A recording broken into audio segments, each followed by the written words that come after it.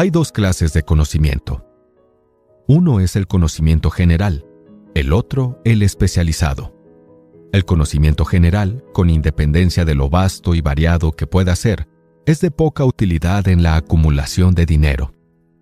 Las facultades de las grandes universidades poseen, en conjunto, casi todas las formas del conocimiento general al alcance de la civilización. La mayoría de los profesores no tienen mucho dinero. Se especializan en enseñar el conocimiento, pero no se especializan en la organización o el uso de ese conocimiento. El conocimiento no atrae dinero, a menos que esté organizado y sea dirigido inteligentemente mediante planes prácticos de acción para el objetivo preciso de la acumulación de dinero. La falta de comprensión de este hecho ha sido una fuente de confusión para millones de personas que creen equivocadamente que el conocimiento es poder. Nada de eso. El conocimiento es solo poder potencial. Se convierte en poder solo si se organiza en planes definidos de acción y se dirige hacia un objetivo preciso. El eslabón perdido de todos los sistemas educativos se puede encontrar en el fracaso de las instituciones educacionales en enseñar a sus estudiantes cómo organizar y usar ese conocimiento una vez que lo han adquirido. ¿Qué es un individuo educado? Muchas personas cometen el error de suponer que, porque Henry Ford tenía poca escolaridad, no era un hombre educado. Los que cometen este error no conocieron a Henry Ford, ni comprenden el significado real de la palabra educado. Esa palabra deriva de la palabra latina educo, que significa sacar, extraer, desarrollar desde adentro. Un individuo educado no es necesariamente alguien con abundancia de conocimientos generales o especializados. Un individuo educado es el que ha cultivado las facultades de su mente de tal manera que puede adquirir cualquier cosa que quiera o su equivalente, sin violar los derechos de los demás. Henry Ford se ajusta bien a esta definición. Durante la Primera Guerra Mundial, un periódico de Chicago publicó ciertos editoriales en los que, entre otras cosas, llamaba a Henry Ford un pacifista ignorante. El señor Ford objetó esas afirmaciones y demandó al periódico por difamación. Durante el juicio, los abogados del periódico exigieron una justificación y llamaron al propio señor Ford al banquillo de los testigos con el propósito de probar al jurado que era un ignorante.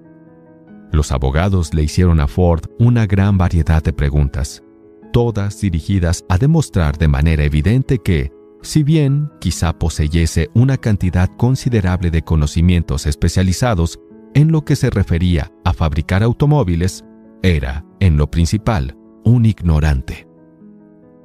A Ford le hicieron preguntas del estilo de ¿quién fue Benedict Arnold? Y ¿cuántos soldados enviaron los británicos a las colonias americanas para sofocar la rebelión de 1776? En respuesta a esta última pregunta, el señor Ford replicó: ignoro la cantidad exacta de soldados que los británicos enviaron, pero he oído decir que fue un número considerablemente mayor que la de los que regresaron. Al final, el señor Ford acabó por cansarse de ese tipo de preguntas y para contestar una particularmente ofensiva, se inclinó hacia adelante, señaló con el dedo al abogado que había hecho la pregunta y dijo: si de veras quisiera responder la pregunta tonta que acaba de hacerme o cualquiera de las otras que me ha hecho, permítame recordarle que en mi escritorio tengo una fila de botones y que apretando el adecuado puedo llamar en mi ayuda a personas capaces de responder cualquier pregunta que quiera hacerles en lo que concierne al negocio al que he dedicado casi todos mis esfuerzos.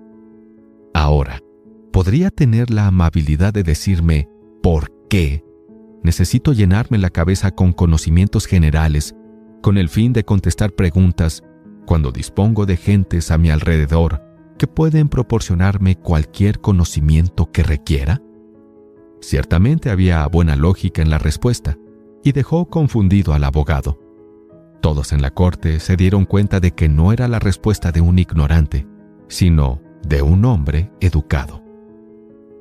Cualquier individuo es educado si sabe dónde adquirir el conocimiento cuando lo necesita y cómo organizar ese conocimiento en planes definidos de acción, mediante la asistencia de su grupo de mente maestra, concepto que se analiza a fondo en un capítulo posterior.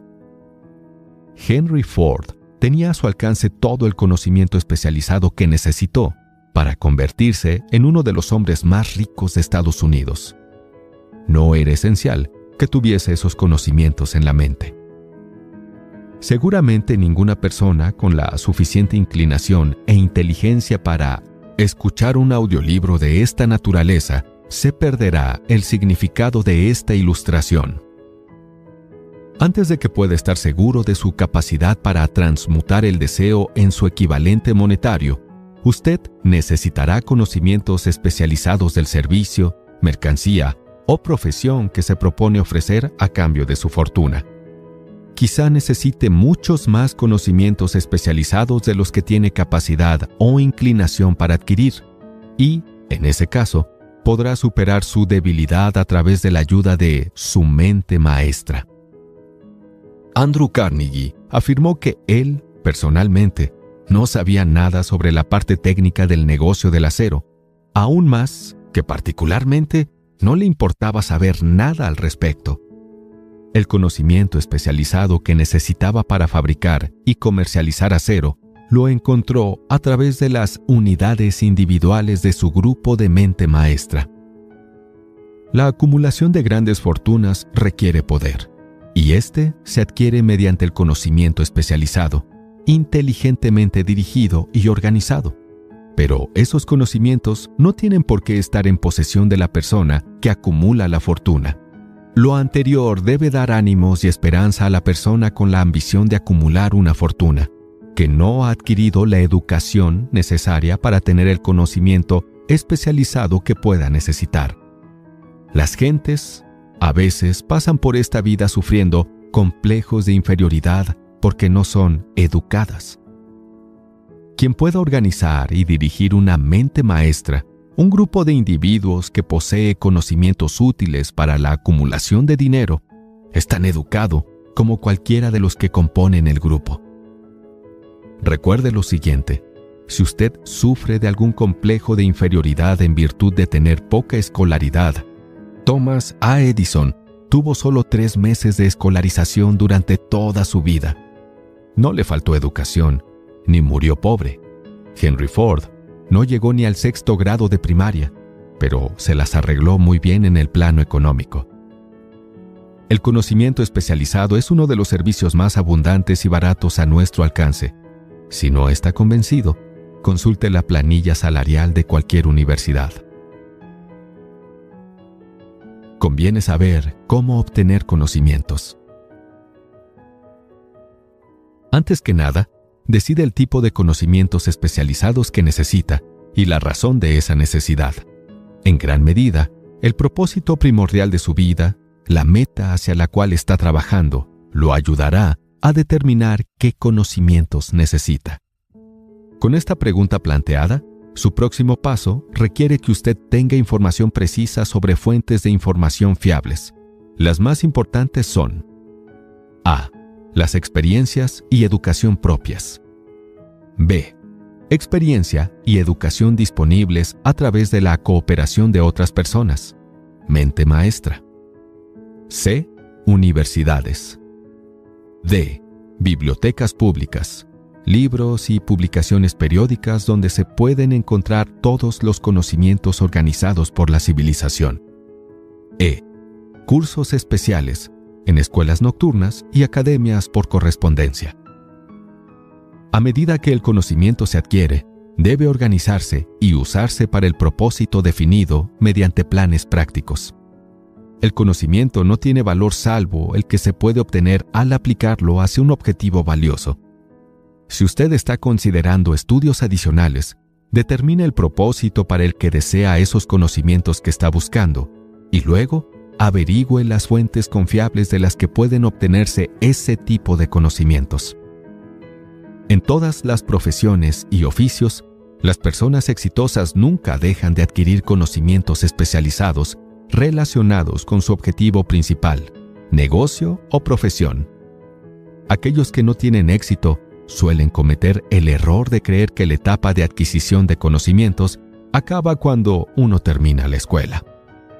La verdad es que la escuela hace muy poco más que mostrarnos el camino de cómo adquirir conocimientos prácticos. Los especialistas más buscados. Con este mundo transformado que comenzó al final del colapso económico, vinieron también sorprendentes cambios en los requerimientos educativos. La orden del día es la especialización. Esta verdad fue subrayada por Robert P. Moore, secretario de personal de la Universidad de Columbia. Particularmente buscados por las agencias de empleo son los candidatos que se han especializado en algún campo, diplomados en escuelas empresariales que tengan experiencia en contabilidad y estadística, ingenieros de todo tipo, periodistas, arquitectos, químicos y también líderes destacados y personas mayores, enérgicas y activas. El individuo que ha sido activo en la universidad, cuya personalidad le permite llevarse bien con toda clase de gente y que ha hecho un trabajo adecuado con sus estudios, tiene un perfil más favorable que el estudiante estrictamente académico. Algunos, gracias a sus versátiles cualificaciones, reciben múltiples ofertas de trabajo. Al apartarse de la creencia de que el estudiante con solo A o 100 es el que invariablemente puede elegir los mejores trabajos, el señor Moore dijo que la mayoría de las empresas mira no solo los registros académicos, sino los registros de actividades y personalidades de los alumnos. En una carta al señor Moore, en relación con posibles egresados de su universidad, una de las mayores compañías industriales, líder en su campo, decía: «Estamos interesados sobre todo en encontrar personas capaces de lograr progresos excepcionales en trabajos gerenciales. Por esta razón, prestamos particular atención a cualidades de carácter, inteligencia y personalidad, por encima de su trayectoria educativa específica».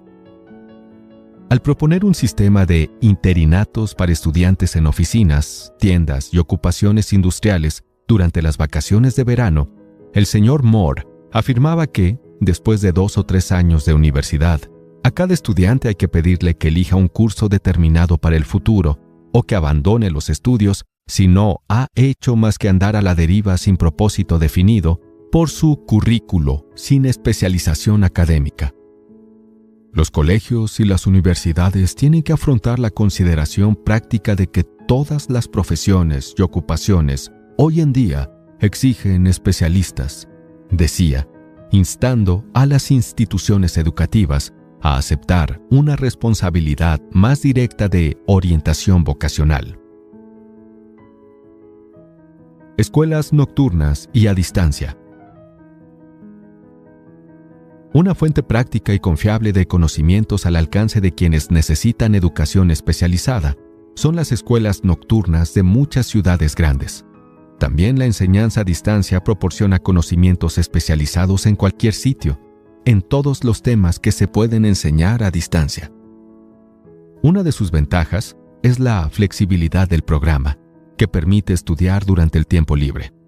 Otra ventaja de trabajar en casa, si se ha elegido la escuela adecuada, es que la mayoría de cursos incluyen privilegios para recibir consultas o tutorías que pueden ser muy valiosos para el que necesita conocimientos especializados. No importa dónde viva, uno puede recibir los beneficios. Las cosas adquiridas sin esfuerzo y sin costo generalmente no son apreciadas y a menudo desacreditadas. Quizás por ello obtenemos tan poco de nuestra maravillosa oportunidad en las escuelas públicas.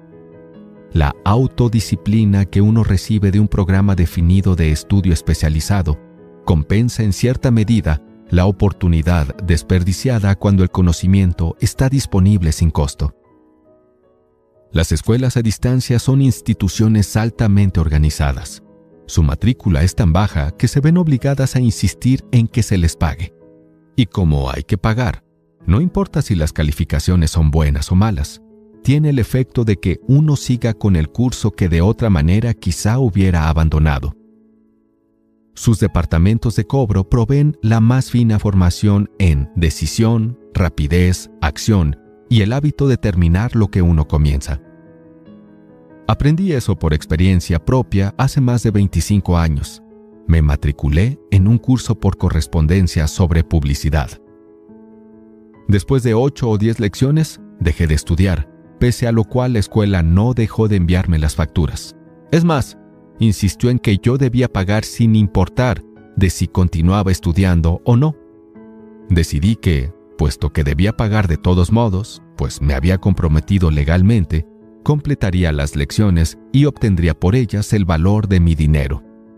Sentí entonces que el sistema de cobro de la escuela estaba quizá demasiado bien organizado, pero más tarde aprendí en la vida que eso formó una parte valiosa de mi entrenamiento, para la cual no había tenido que pagar nada. Al verme obligado a pagar, seguí adelante y terminé el curso en cuestión.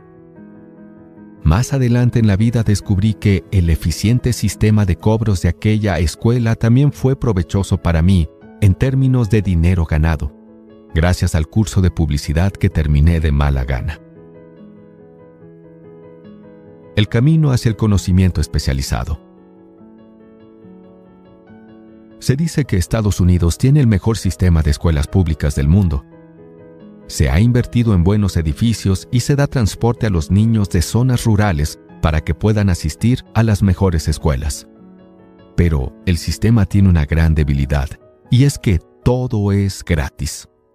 Una de las cosas más extrañas acerca de los seres humanos es que solo valoramos aquello que tiene un precio.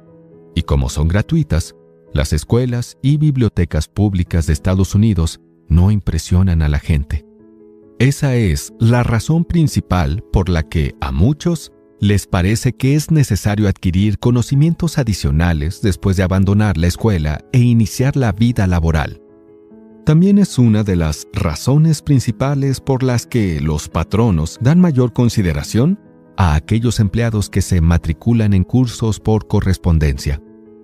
Saben por experiencia propia que cualquier persona que tenga la ambición de usar parte de su tiempo libre para estudiar en casa, posee esas cualidades que son necesarias para el liderazgo. Reconocer esto es una buena práctica de negocios de los empleadores. Hay en la gente una debilidad para la que no existe remedio. Es la debilidad universal de la falta de ambición. Las personas, en especial, las asalariadas que programan su tiempo libre para dedicarse a estudiar en casa, raras veces permanecen durante mucho tiempo en los puestos de abajo. Su acción les abre el camino hacia la posibilidad de ascender, les elimina numerosos obstáculos de ese camino y les permite ganarse el amistoso interés de quienes tienen el poder de situarlos en el camino de la oportunidad. El método de estudiar en casa resulta especialmente adecuado para las necesidades de las personas asalariadas que, tras haber abandonado la escuela, sienten la necesidad de adquirir conocimientos especializados, pero que no tienen el tiempo para volver a la escuela. Las cambiantes condiciones económicas prevalecientes desde la depresión han hecho necesaria para miles de personas a encontrar fuentes nuevas o adicionales de ingresos.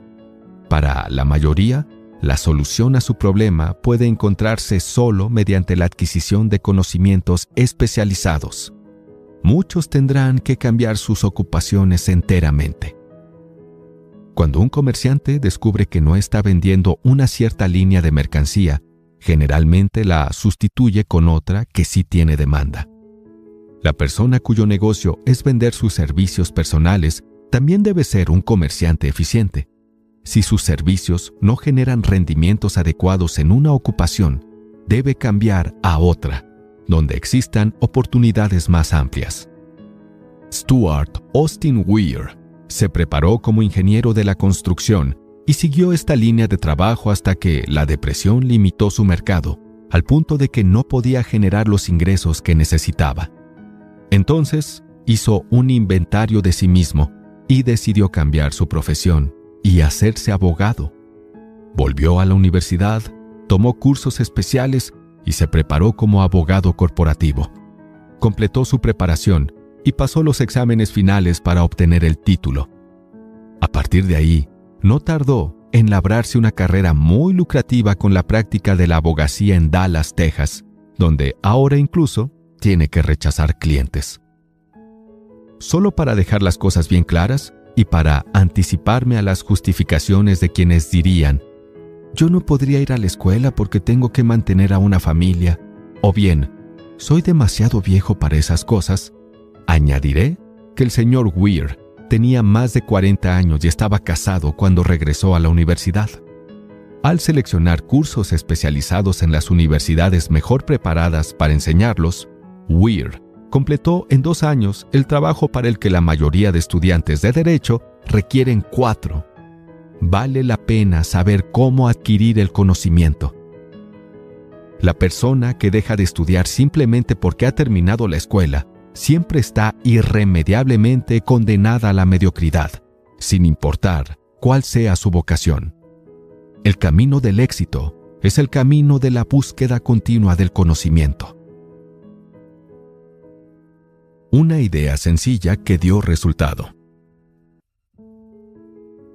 Consideremos un caso específico. Durante la depresión, un vendedor de un almacén se encontró de pronto sin empleo. Como tenía alguna experiencia en contabilidad, se matriculó en un curso de contabilidad especial. Se familiarizó con las últimas novedades en contabilidad y equipos de oficina y se puso a trabajar por su cuenta. Empezó con el dueño del almacén para el que había trabajado e hizo contratos con más de 100 pequeños comerciantes para llevarles la contabilidad, cobrándoles una tarifa mensual muy baja. Su idea era tan práctica que pronto necesitó una oficina portátil en un pequeño camión de reparto, equipado con máquinas modernas de contabilidad. Hoy tiene una flota de estas oficinas rodantes y cuenta con un extenso equipo de asistentes, y así puede proporcionar a los pequeños comerciantes un servicio de contabilidad igual a los mejores a un precio muy conveniente. El conocimiento especializado, sumado a la imaginación, fue el ingrediente de este negocio único y exitoso. El año pasado, pagó en impuesto sobre la renta casi 10 veces lo que pagó el dueño del almacén para quien trabajaba cuando la Gran Depresión le causó una adversidad temporal que probó ser una bendición disfrazada. El comienzo de ese provechoso negocio fue una idea. Y como tuve el privilegio de proporcionarle esa idea al vendedor sin empleo, me tomó ahora el privilegio mayor de sugerir otra idea que entraña la posibilidad de ingresos todavía mayores y la posibilidad de dar un servicio útil a miles que necesitan urgentemente este servicio. La idea me la sugirió este vendedor que se metió a contador. Cuando le sugerí ese plan como solución a su problema de desempleo, exclamó enseguida: «Me gusta la idea, pero no sabría cómo convertirla en dinero efectivo». En otras palabras, se estaba quejando de que no sabía cómo comercializar sus conocimientos de contabilidad después de haberlos adquirido. Así, esto subrayó otro problema que había que resolver. Con la ayuda de una joven mecanógrafa que podía escribir toda la idea, el ex vendedor preparó un librito muy atractivo donde se describían las ventajas del nuevo sistema de contabilidad. Las páginas se hallaban cuidadosamente mecanografiadas y pegadas en un álbum que se usaba como una especie de vendedor mudo, donde la historia de este nuevo negocio se relataba con tanta eficacia que muy pronto su propietario tuvo más clientes de los que podía atender. Hay miles de personas en todo el país que necesitan los servicios de un especialista en ventas capaz de prepararles un currículo atractivo para ofrecer sus servicios personales. La idea que se describe aquí nació de la necesidad de subsanar una emergencia que había que superar, pero no le ha sido útil solo a esa persona. La mujer que creó la idea tenía una imaginación brillante. En su idea recién nacida, vio una nueva profesión que serviría a los miles que necesitan guía práctica para vender sus servicios personales. Impulsada a la acción por el éxito instantáneo de su primer plan para vender servicios personales, esta enérgica mujer se abocó a la solución de un problema similar para un hijo suyo que acababa de salir de la universidad, pero que había sido incapaz de encontrar mercado para sus servicios. El plan que ideó ha sido el mejor plan para vender servicios personales que yo haya visto nunca. Cuando completó el folleto de venta, tenía 50 páginas de información perfectamente organizada, que contaba la historia de las capacidades innatas de su hijo, sus estudios, sus experiencias personales y una gran variedad de otras informaciones demasiado extensas para describirlas. También contenía una descripción completa del puesto de trabajo que su hijo deseaba y una descripción del plan exacto que pondría en práctica en ese puesto.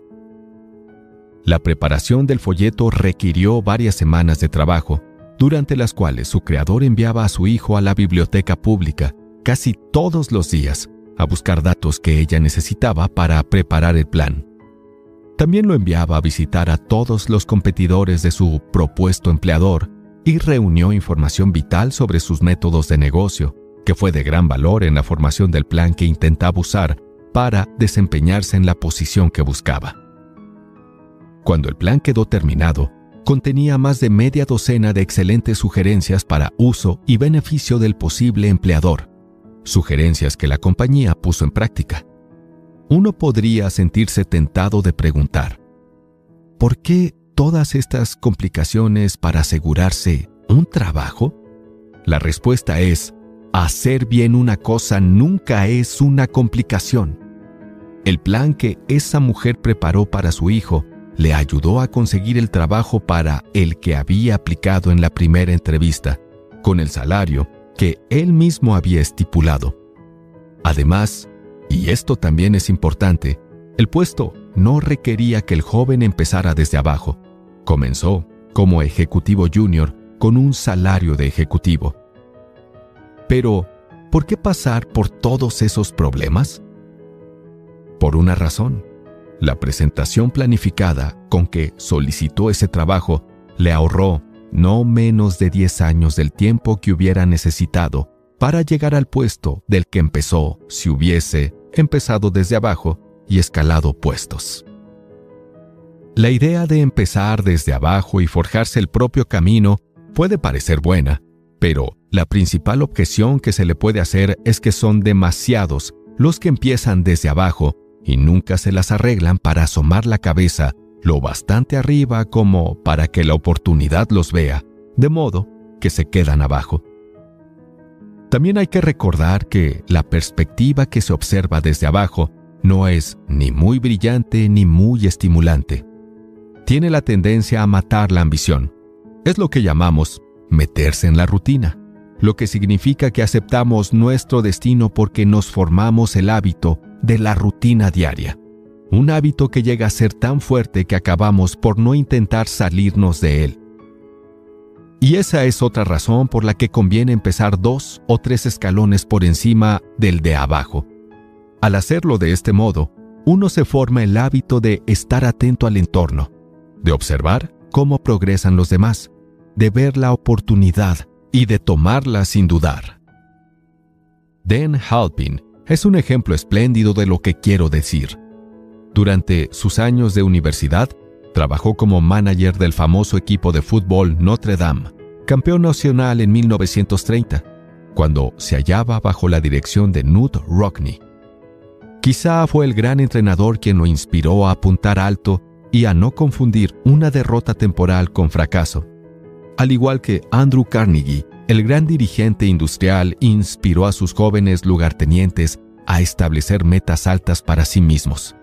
En cualquier caso, Halpin terminó sus estudios universitarios en un momento sumamente desfavorable, pues la depresión había creado una grave escasez de trabajo. Así que, después de aventurarse un poco en las inversiones y en el mundo del cine, aprovechó la primera oportunidad con un futuro potencial, vendiendo aparatos auditivos por comisión.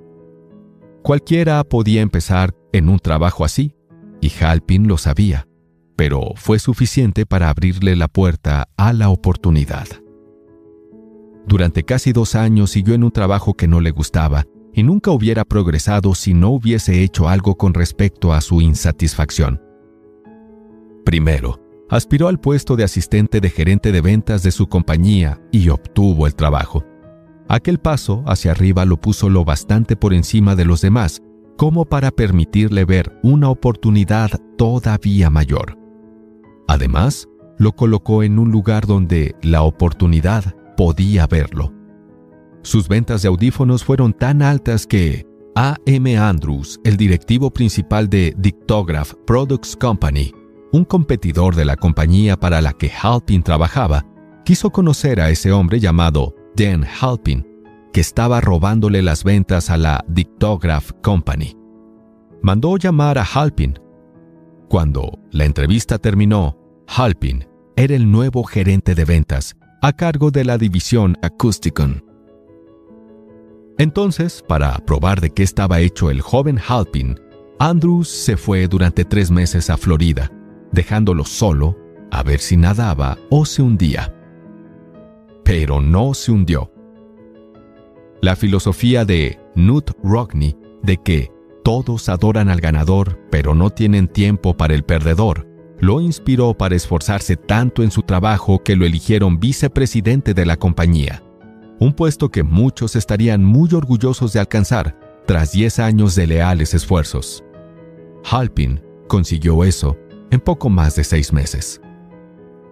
Es difícil decir quién es más digno de elogio, si Andrews o Halpin, pues ambos dieron evidencias de tener en abundancia esa rara cualidad conocida como imaginación. Andrews merece crédito por haber visto en el joven Halpin un talento de primer orden. Halpin merece crédito por negarse a negociar con la vida aceptando y manteniendo un trabajo que no quería, y ese es uno de los puntos principales.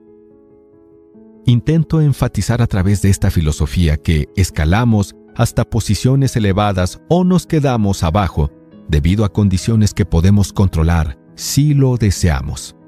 También estoy tratando de enfatizar otro punto, que tanto el éxito como el fracaso son, en gran medida, el resultado del hábito. No me cabe la menor duda de que la estrecha asociación de Dan Halpin con el mejor equipo de Estados Unidos plantó en su mente el mismo tipo de deseo por destacar que hizo de Notre Dame un equipo mundialmente famoso. Desde luego, hay algo en la idea del culto al héroe que resulta útil, en el supuesto de que uno admire a los ganadores. Halpin me dice que Rockne fue uno de los más grandes líderes del mundo en toda la historia.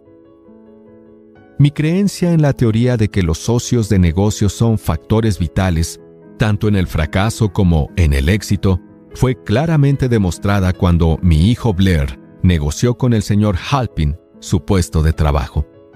Halpin le ofreció un salario inicial de más o menos la mitad de lo que hubiera obtenido en una compañía rival. Yo ejercí mi presión como padre para inducirlo a aceptar su trabajo junto a Halpin, porque estoy convencido de que la estrecha asociación con alguien que se niegue a comprometerse con circunstancias que no le gustan es un activo que no se puede medir en términos de dinero. Abajo es un sitio pesado, monótono y que no deja ganancias a nadie. Por eso me he tomado tiempo para describir la forma en que comenzar desde abajo se puede eludir con planificación apropiada. Por eso dediqué tanto espacio a describir esa nueva profesión creada por la mujer que fue inspirada a hacer un excelente trabajo de planificación, porque quería que su hijo tuviera un comienzo favorable. Con las condiciones nuevas que trajo el colapso económico mundial, vino también la necesidad de nuevas y mejores formas de comercializar servicios personales. Es difícil determinar por qué alguien no había previamente descubierto esta gran necesidad, teniendo en cuenta el hecho de que cambia de manos más dinero a cambio de servicios personales que para cualquier otro propósito. La suma pagada mensualmente en sueldos a las personas es de miles de millones. Quizás algunos encontrarán en la idea aquí brevemente descrita el núcleo de las riquezas que desean. ideas con mucho menos mérito han sido el semillero de la cual han crecido grandes fortunas. La idea de Woolworth, de las tiendas de 5 y 10 centavos, por ejemplo, tenía mucho menos mérito, pero acumuló una fortuna para su creador. Para los que ven una oportunidad en esta sugerencia, encontrarán valiosa ayuda en el capítulo sobre la planificación organizada. Por cierto, un eficiente mercadólogo de servicios personales encontrará una creciente demanda de sus servicios donde haya hombres y mujeres que buscan mejores mercados para sus servicios. Aplicando el principio de mente maestra, algunas personas con talento adecuado podrían formar una alianza y tener rápidamente un negocio rentable. Uno tendría que ser un buen escritor, con un toque para publicidad y ventas. Otro, un buen mecanógrafo, y otro ser bueno para captar negocios y para hacer que el mundo sepa sobre el servicio. Y si una sola persona posee todas esas habilidades, puede ejercer la actividad por sí mismo, hasta que el negocio crezca a más de su capacidad. La mujer que preparó el plan de ventas de servicios personales para su hijo recibe ahora cartas de todas las partes del país en las que le piden su cooperación para preparar planes similares para otros que desean vender sus servicios personales por más dinero, y ahora cuenta con un equipo de asistentes. Y confía tanto en sus habilidades que acepta como parte del pago un porcentaje del aumento de salario que reciben sus clientes gracias a sus servicios. No debe suponerse que su plan consiste solo en una política de ventas inteligente, mediante la cual ayuda a hombres y a mujeres a pedir y recibir más dinero por los mismos servicios, por los que hasta ahora habían ganado menos. Ella vela igual por los intereses del contratante, además de los del vendedor de los servicios personales, y prepara sus planes para que el empleador reciba valor por el dinero adicional que paga. Si usted tiene imaginación y busca una salida más rentable para sus servicios personales, esta sugerencia puede ser el estímulo que ha estado buscando. La idea es capaz de proporcionarle ingresos mucho mayores que las del médico, el ingeniero o el abogado promedio, cuya educación ha requerido varios años de universidad. La idea es vendible a aquellos que buscan nuevas posiciones en prácticamente todas las profesiones en calidad gerencial o ejecutiva y aquellos que deseen reacomodar los ingresos en sus posiciones actuales. No existe un precio fijo para las buenas ideas. Detrás de todas las ideas hay conocimientos especializados. Por desgracia, para aquellos que no encuentran riqueza en abundancia, el conocimiento especializado es más abundante y se adquiere con más facilidad que las ideas. Debido a esta verdad universal, hay una gran demanda y cada vez más oportunidades para las personas capaces de ayudar a hombres y mujeres a vender ventajosamente sus servicios personales. La capacidad significa imaginación, cualidad necesaria para combinar los conocimientos especializados con las ideas en forma de planes organizados diseñados para alcanzar la riqueza. Si usted tiene imaginación, el siguiente capítulo puede presentarle una idea que alcance para servirle como comienzo de las riquezas que desea. Recuerde, la idea es lo principal. Los conocimientos especializados se pueden encontrar a la vuelta de la esquina, de cualquier esquina.